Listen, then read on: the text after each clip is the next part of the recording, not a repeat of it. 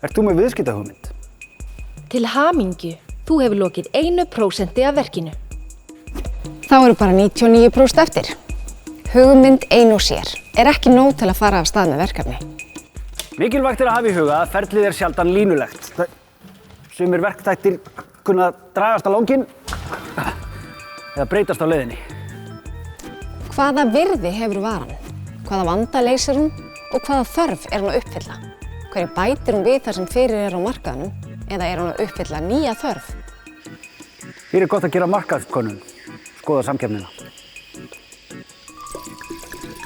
Hugmyndin uppfinning eða annað þess háttar? Þá þarf að skoða einkaleyfi til þess að vernda hagsmuni þína.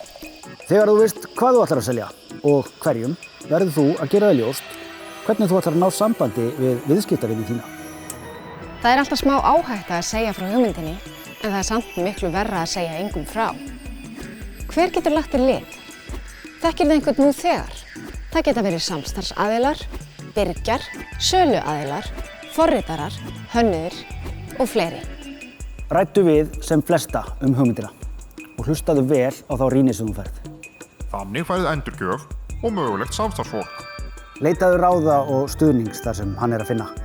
Landshlutasamtök veita stuðning til frumkvöðla á öllum stigum nýsköpunar. Og þar getur þú fengið aðstoð við gerð viðskiptaáætlunar, styrkumsóknir, markaðssetningu, hversu mikið fjármagn þú þarft og margt fleira. Taktu stökkið, en byrjaðu smátt. Landshlutasamtök veita stuðning til frumkvöðla á öllum stigum nýsköpunar. Kannaðu málið og pantaðu ráðgjöf hjá okkur.